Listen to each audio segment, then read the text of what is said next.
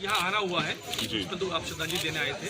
उसके अलावा आपकी क्या रणनीति है आगामी विधानसभा चुनावों को लेकर बुलंदशहर में? देखिए, पहले तो एक साथी खो दिया है और साथियों की अहमियत, एक कार्यकर्ता पदाधिकारी की अहमियत जो है एक कार्यकर्ता दूसरा जानता है। मैं भी आज़ाद समाज पार्टी का एक कार्यकर्ता हूँ और मैंने अपना भाई खोया, तो अब मैं उस परिवार से मिलने आया था और उनके आज के बाद उनके साथ जीवन में मेरा एक और रिश्ता हो गया, तो मैं उस रिश्ते को निभाऊंगा।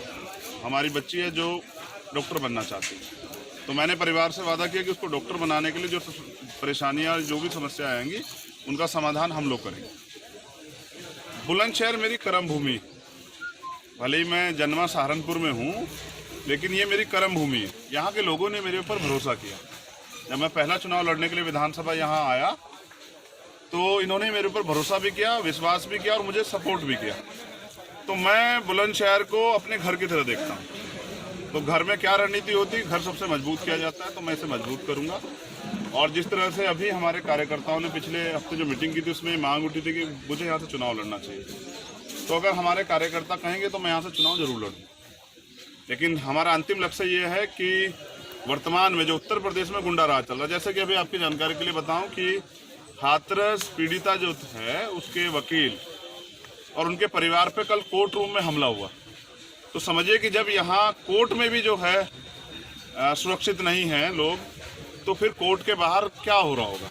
तो यानी कि आम जनता न्याय कैसे सुनिश्चित होगा। तो मैंने तो माननीय न्यायालय से ट्वीट करके अभी अपील की है कि वो उस अपराधी को गिरफ्तार करें, क्योंकि अगर न्यायपालिका में से भी न्याय नहीं मिलेगा और वहाँ भी जनता सुरक्षित नहीं है, तो न्याय सुनिश्चित कैसे होगा, ये बड़ा सवाल है। उत्तर प्रदेश जो है अपराध की राजधानी हो गया, तो अब जनता यहाँ से मुक्ति चाहती है और इसके लिए 2022 की तैयारी हम लोग कर रहे हैं कि भारतीय जनता पार्टी की इस गुंडों की सरकार को यहाँ से हटाया जाए। बुलंदशहर को कितना लकी मानते हैं अपने लिए? पहली बार बाई इलेक्शन में आपने पहले प्रत्याशी को अपनी पार्टी से बुलंदशहर से उतारा था जी, तो कितना लकी मानते हैं बुलंदशहर को? और किस विधानसभा से आप लड़ना चाहेंगे? अगर आप लड़ते हैं तो किस विधानसभा? जैसा हमारे जिलाध्यक्ष जी और हमारी पार्टी के नेता आदेश करें, क्योंकि मैं तो आजाद समाज पार्टी का कार्यकर्ता, हमारा लोकतंत्र है। जो कोर कमेटी तय करेगी, जो हमारे जिले के संगठन के लोग तय करेंगे, वही होगा।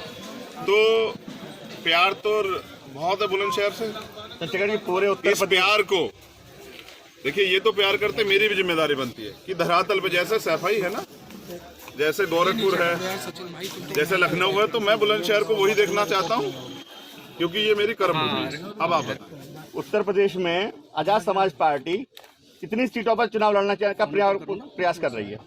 उत्तर प्रदेश में आजाद समाज पार्टी 403 विधानसभाओं में अपना संगठन तैयार कर रही है।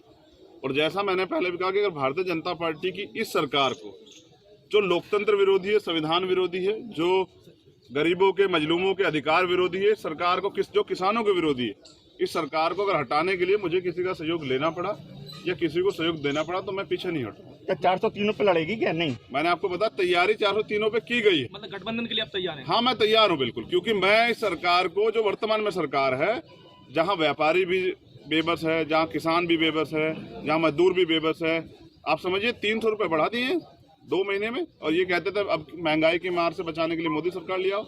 यही है ना, पेट्रोल के दाम देखिए क्या हो गए हैं, गरीब अपने बच्चों को पढ़ा नहीं सकते हैं। तो इस प्रदेश को और इस देश को की रखवाली करना इस देश के नौजवानों की जिम्मेदारी। गठबंधन के लिए आप किस पार्टी पर भरोसा है कि अगर जो आपकी नीतियां हैं वो पार्टी आपके साथ मिलकर काम कर पाएगी? इसके लिए कॉमन मिनिमम प्रोग्राम, हमारे अपने एजेंडे, हमारे अपने मुद्दे। जैसे हमारा मुद्दा है यहाँ महिलाओं की सुरक्षा, हमारा मुद्दा है यहाँ नौजवानों को रोजगार, हमारा मुद्दा है यहाँ टोल फ्री, हमारा मुद्दा है टोल जो देखिए कैसे लोगों की जेब काट रहे हैं, डबल लेते हैं। तो ये सब चीज़ें जो ना, हमारा मुद्दा है पढ़ाई, हमारा मुद्दा जो है रिजर्वेशन, तो हमारा मुद्दा है किसानों के लिए एमएसपी की गारंटी। तो ये जो सब चीज़ें हैं, किसानों का कर्जा माफ, बिजली का बिल देख रहे हैं आप, 7.5-8 रुपये यूनिट आती है उत्तर प्रदेश में, तो सोने के तारों में तो नहीं आती है।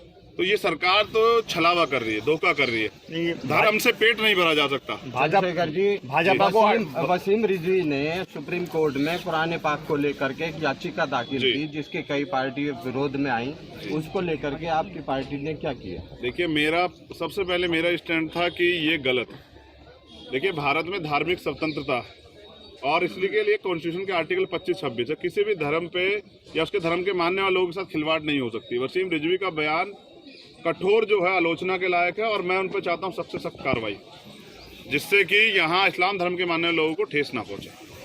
भाजपा को हराने के लिए किसी भी दल से गठबंधन हो सकता है? बिल्कुल हो सकता। वो दल अगर सत्ता बनाने के लिए पर्याप्त संसाधन जो हैं यानी कि पर्याप्त ताकत में वो हो। धन्यवाद।